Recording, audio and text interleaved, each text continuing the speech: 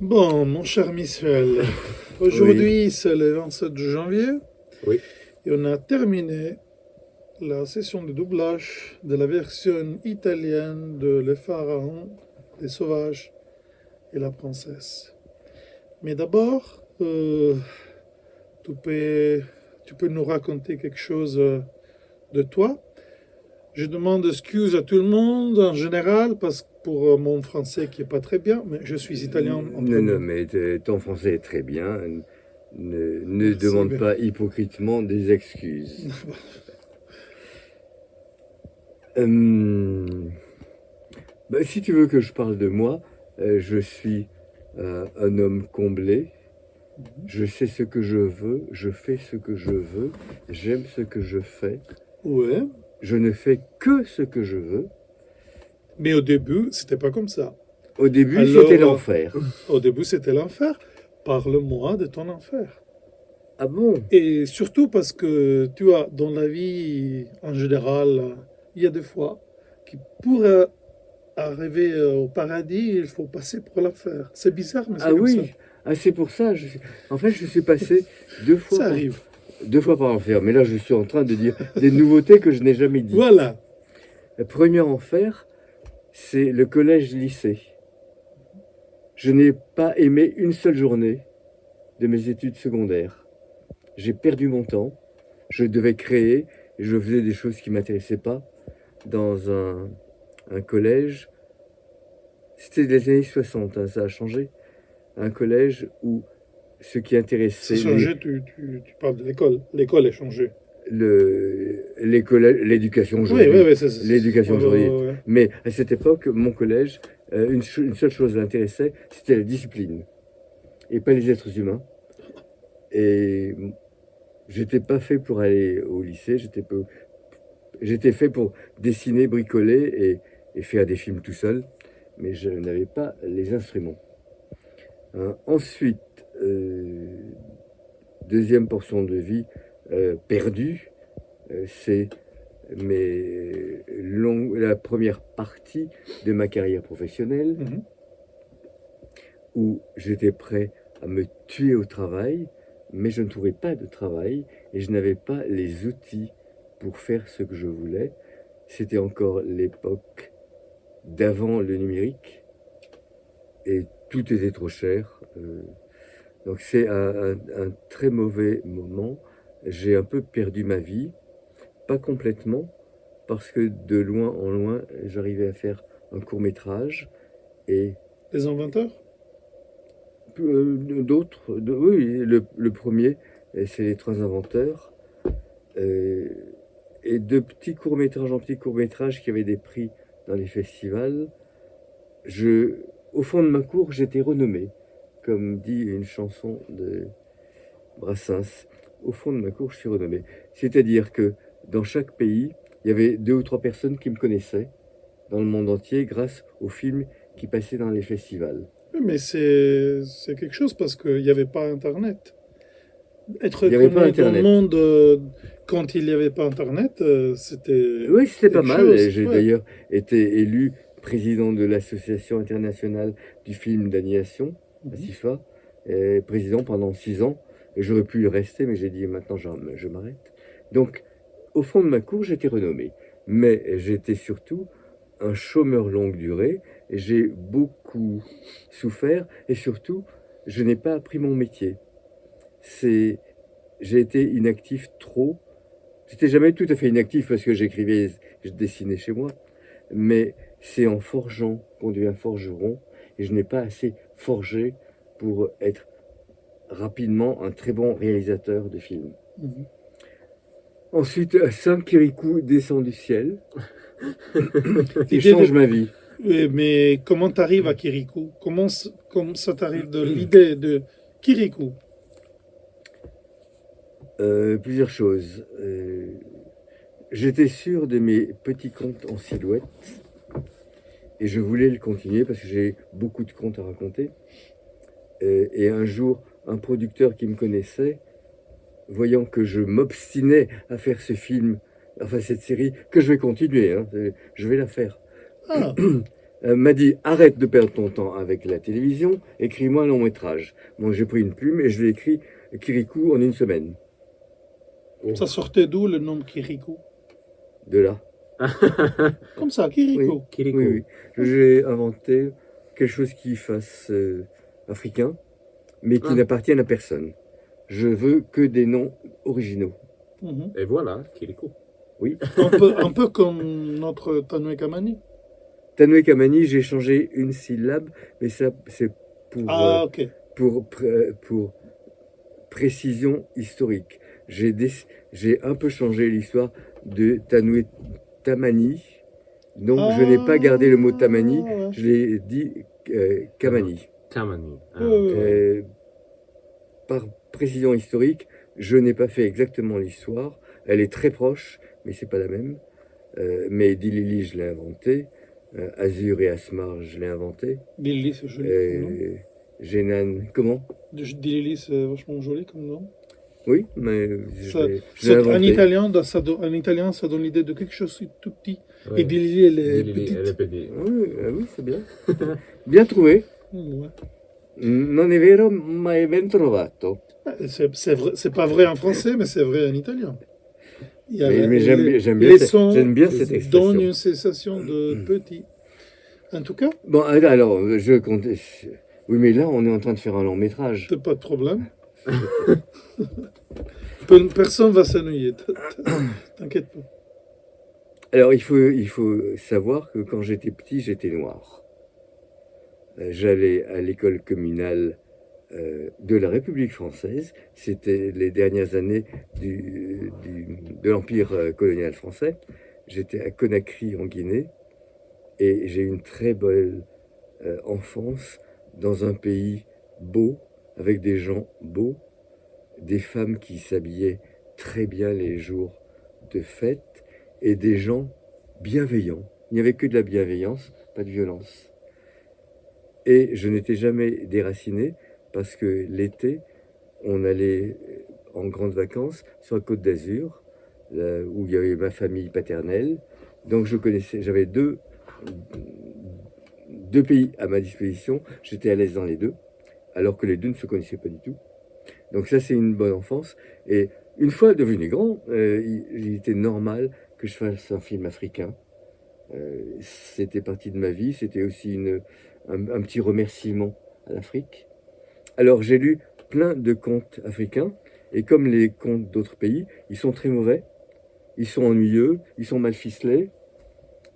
Et tout d'un coup, il y en a un qui apparaît, mère, enfante-moi.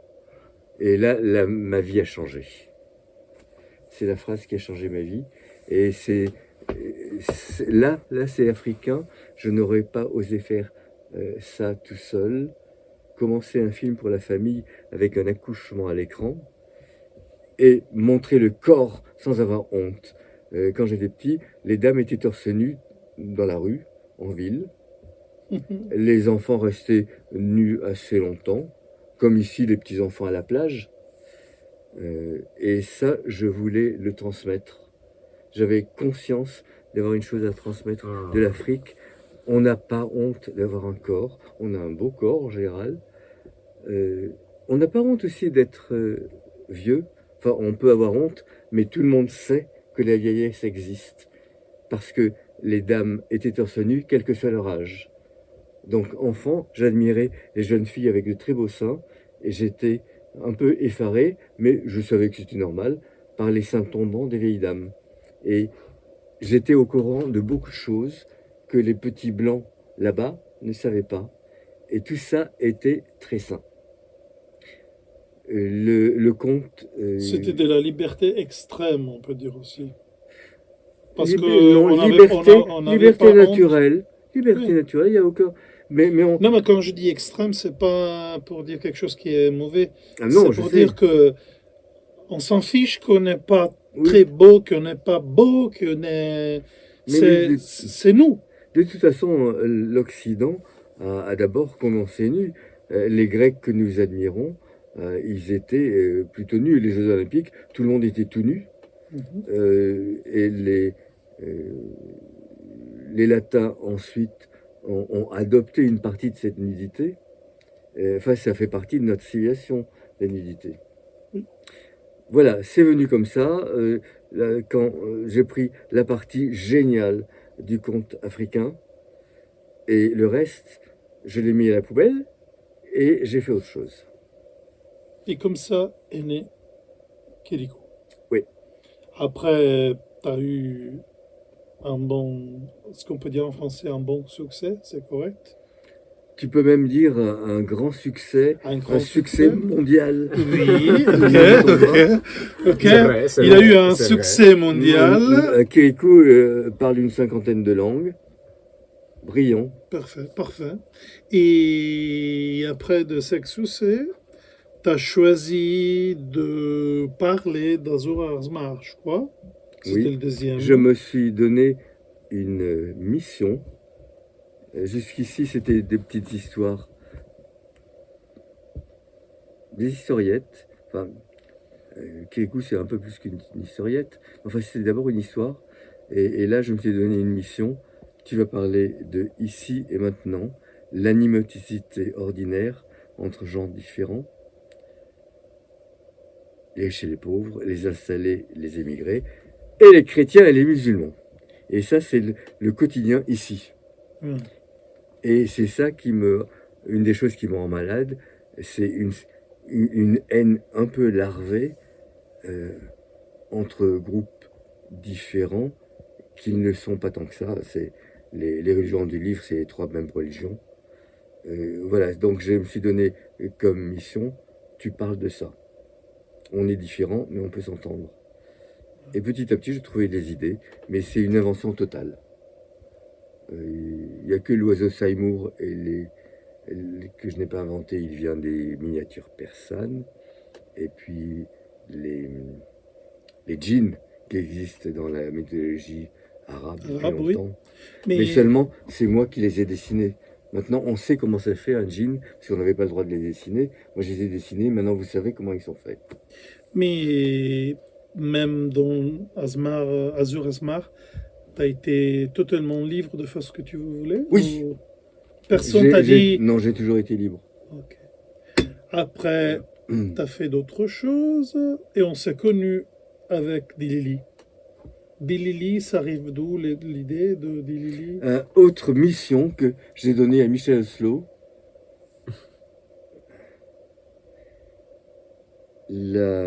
Exposer les horreurs que les hommes font aux femmes.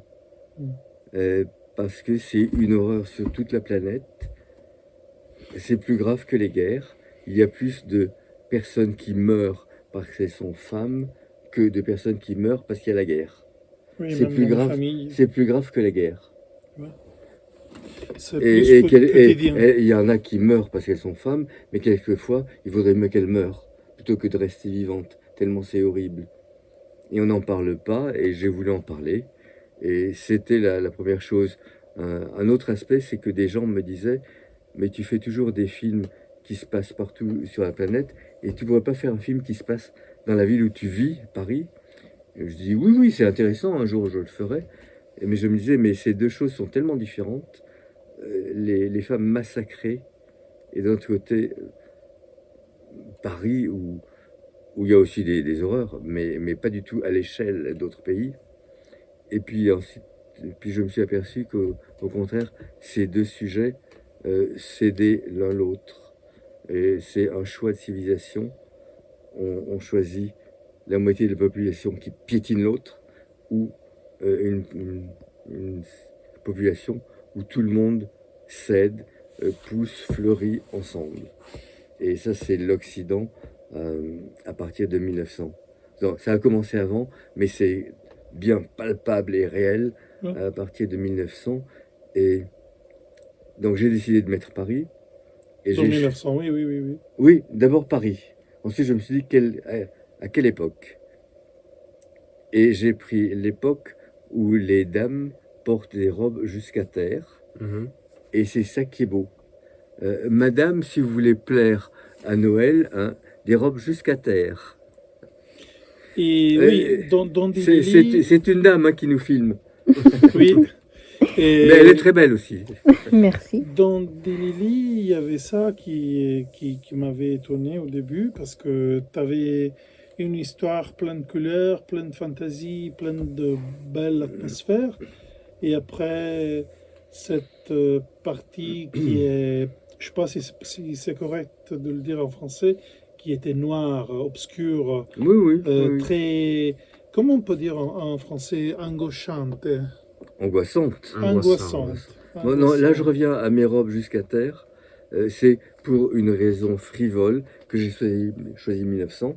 Mais comme d'habitude, je me suis renseigné, je me suis documenté et je me suis aperçu qu'il y avait des génies à tous les coins de rue et des femmes qui s'affirmaient. La première professeure d'université, la première avocate, la première médecin, la première chauffeur de taxi, la première architecte, la première très grande scientifique, ainsi de suite. Bon, j'ai mis le projecteur sur trois personnages remarquables qui sont des femmes. Louise Michel, qui était une anarchiste, qui a défendu ses idées jusqu'au bout. On n'a jamais pu la faire taire, et ça me plaît. On l'a mise en prison, on l'a envoyée au bagne, etc. Et on n'a jamais pu la faire taire. Il y a Sarah Bernard, qui est partie de très bas, et qui est devenue une déesse qui a charmé la planète entière. Elle a inventé le Star System. Elle était adorée partout. Et bon, elle a brûlé les planches. Marinetti. Marinetti. Pourquoi Marinetti? T'as mis dans le film même Marinetti? Ah non, mais, pas non, mais là, j'ai mis des tas de personnes. Oh, Non, mais là, je suis en train de parler des trois dames. Ah oui, des femmes, oui. Louise Michel, Oui, c'est vrai, oui. Sarah Bernard et Madame Curie, qui est un des grands scientifiques de l'histoire. Oui. Et ça représentait bien. Et j'ai aussi mis une grande chanteuse, un peu oubliée, mais j'avais besoin d'un personnage un peu énorme, et le personnage un peu énorme, c'est le bel canto. J'avais d'abord pensé à Sarah Bernard pour être la bonne fée du film, mais le bel canto, je peux le faire chanter aujourd'hui. Faire parler Sarah Bernard aujourd'hui, c'est impossible. Elle est plus là, on ne peut pas. Est-ce que quand tu as terminé le film, on parle de Lily en français. Après, tu as commencé les versions d'autres espagnols et l'italien. Est-ce que quand tu as vu ta créature faite avec des sons différents, ça te plaisait? Qu'est-ce que tu as pensé quand on s'est rencontrés, quand on a travaillé ensemble? Ah, mais je me suis rencontré. Mais quelle bonne rencontre! Oui, mais moi, je peux dire la même chose, mais pour toi, c'est différent. Moi, je vois un film en français, je vois les personnages, l'âme qu'ils ont, et j'ai choisi les acteurs et je lui donne une couleur. Mais pour toi, c'est différent parce que toi, tu comment on peut dire, je ne veux pas utiliser un mot comme violer parce que c'est très fort. Oui, non, on ne viole pas du tout. Non. Tu comprends ce que je veux dire? L'exercice du doublage me passionne. J'aime les langues. J'en baragouine 3, et en plus du français. Et faire du doublage, c'est comme écrire des vers. Oui. Il faut respecter un nombre de syllabes, Ouais. et il faut respecter, dans le cas des vers, L'esprit aussi. la rime, et tout ça, ça semble impossible. Si on travaille bien, on y arrive. Ben, Mais il faut travailler. C'est ce que... Mais c'est un exercice littéraire et un jeu, mais il faut travailler, on n'y arrive pas tout de suite. C'est un défi, on relève un défi, et quelquefois on arrive à des choses qui marchent très bien, quelquefois on n'y arrive pas. Moi, j'essayais, quand j'écris les dialogues de Lily, j'essayais de respecter ce qu'elle avait fait, même dans Les Pharaons, Les Sauvages, j'essayais de respecter et tout, et de lui donner quelque chose que je sentais. Mais pour toi, c'est normal que c'est comme... comment est-ce que c'est correct de dire en français une intrusion? Non, ce n'est pas une intrusion, c'est quelque chose que je Dis-moi veux. ce que tu penses en vrai de ce qu'on a fait maintenant, par exemple. Aujourd'hui, on a terminé le doublage italien de Les Pharaons, le Sauvage et la Princesse. Qu'est-ce que tu penses de le travail qui est terminé, de choix qu'on a fait? Bon, je pense que... Je ne sais même pas si je t'entends parler Bon, bien en français, mais bon. je vois que tu me comprends. Oui, oui, oui. Tous les comédiens sont bien choisis, ils ont tous bien joué. Et ton travail de préparation est excellent. Et ensuite, l'adaptation à mesure qu'on avance est bonne. Et j'admire à quel point ton cerveau continue à fonctionner pendant que le mien s'arrête. Et tu continues à juger tout et à penser aux petites choses. Parce que je t'ai déjà dit que pour moi, je me sens pas de ça. Je veux que ce soit bien. Pour moi, c'est pas seulement un travail. C'est Oui, quelque oui, chose. non, mais Même pour je lui. je sens, vous êtes des cinéastes et vous. Non, je ne veux pas dire ça. Si, C'est que. mais si, mais dis-le. Non, non, non, Bah oui. La de Michel. Écoute, Le truc, c'est dialogue, que- ça fait vraiment partie du film. C'est une énorme partie du film et ça passe par vous. Oui, c'est une énorme responsabilité et encore plus si on sait que tu es là, que le père Alors, de la créature est là. il y a des gens qui m'ont dit que tu ailles assister, participer au doublage, ça doit faire plaisir à certaines gens, et d'autre part, ça doit faire paniquer d'autres, et c'est peut-être négatif. Non, bah, tu vois que pour moi, c'est Mais pas non, non, panique. vous paniquez Ouais. pas, mais la Oui, mais tension c'est peut vrai, être, mais peut c'est être vrai. plus grande pour des comédiens. Ouais. Mais c'est vrai Parce que je suis derrière la vitre et je suis là pour les juger. Ouais. Mais tu vois, là, ça dépend aussi du caractère et de ce que tu es sûr de faire. Moi, je suis presque sûr de mes choix, de mes idées. Et aussi, j'ai bien compris quand on a travaillé ensemble à Dilili que, en fait, on a une façon de voir les choses qui est abbastanza simile, comment on dit en Oui, français? assez similaire, Oui, facile à trouver. oui, on a un esprit sensible et même Bon, si... c'est un très bon accord, on travaille bien. Je Ouais. pense qu'il faut que tu ailles plus vite au numérique.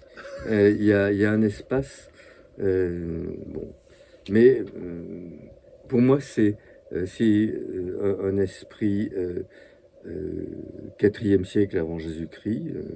Mais- Je t'expliquais déjà qu'ici, on a l'habitude de voir les choses d'une façon un tout petit différemment qu'en France. Mais c'est en seulement France une et question... dans d'autres pays. C'est seulement une question d'habitude. C'est tout. Mm. Et moi, je vais demander à Umberto Sì. qu'il va essayer de parler français. Non, Ou tu je as vais le droit, traduire tu as le droit de parler en italien. et de toute façon, les gens qui écoutent sont plutôt italiens. Oui, Ok. Alors, oui, vas-y, oui, oui, en oui, oui. italien. D'accord. J'aimerais bien savoir qu'est-ce que tu as pensé quand tu as vu quelque chose qui est totalement différent en général. Parce qu'un film de Michel Ozello, pas pour les histoires, mais pour ce qu'on voit, Des histoires aussi. de cette histoire aussi, parce que maintenant, on a le politically correct. Comment on dit politiquement correct en français? Mais moi, je le dis en anglais Qui c'est- pour que ce soit encore plus moche. Ouais, moi, je suis avec toi. Maintenant, on est, comment on dit, malade de politically correct, alors que même si je trouve que les histoires de Michel Ocelot, c'est pour moi la normalité, c'est Très comment vrai, très il vrai. faut faire. Oui. Comment a été pour toi l'impact avec quelque chose qui est dessiné avec comme si c'était un, comment on dit, una pittura, un quadro, Une peinture. une peinture. Peinture. Parli italiano, je vais ou un traduire. tableau, une peinture ou un tableau. Allora, guardando a primo impatto il film si capisce che non sono classici disegni coi quali la maggior parte dei giovani crescono, che è la cosa principale, che incuriosisce soprattutto perché non c'è tutto quel colore brillante, acceso, Procédé? e non c'è quella linea morbida dei disegni. Dammi il tempo adesso di dire. Sì. Il a dit que... Non, tu me traduis pas, j'ai tout compris. Ah, non, mais ça va. Bravo Michel. Non, il parle bien, il prend son temps, il prononce jusqu'au Ouais. bout. Mais il y a un truc à dire que Michel, il essaye pas d'arriver aux enfants. Il essaie d'arriver à tout le A monde. tout le monde. C'est vrai. Cioè, c'è riuscito secondo me, ci riesce, Mhm. perché proprio con questa tipologia di disegni e di storie, perché non sono banali e scontate, ma hanno un pensiero che continua quando hai finito di vedere il film. Très bien, ça je suis flatté. Parce que je veux que mes histoires continuent après le film. Je veux donner 1 heure et demie de plaisir, mais il faut qu'ils continuent, si possible toute la vie. Mais pour des enfants, c'est arrivé. J'ai des retours des premiers enfants de Kirikou, qui sont maintenant des adultes, qui me remercient, qui me disent que je les ai aidés à pousser. Certains me disent je fais du cinéma à cause de vos petites histoires. Donc c'est quelque chose qui dure au-delà du film. Merci de l'avoir dit. È vero, è la verità. Et une dernière chose de cette aventure qu'on a terminée aujourd'hui. Est-ce que tu as remarqué quelques différences entre la façon de... Est-ce qu'on dit actuer? Il y a le mot manque en français. On pourrait dire acter, mais pour l'instant ça veut dire autre chose. La façon de jouer. Je te pose de la jouer question un tout rôle. simplement. Est-ce que tu as remarqué une différence évidente, ou en général une différence entre les acteurs, les comédiens italiens et les comédiens français? Ah non, aucune. C'est un plaisir de jouer avec les comédiens. Ils croient en leur métier. Et c'est un plaisir et je ne vois aucune différence. Il y a quelque chose de ce doublage qu'on a fait qui t'a étonné, que t'as bien aimé, que tu trouves spécial, je sais pas. Parce que moi... Non, enfin, ça s'est bien passé, mais un peu comme je fais en France, sauf qu'en France, je ne double pas. Non, des gens qui viennent, ils sont respectueux, ils sont dévoués à ce qu'on leur demande,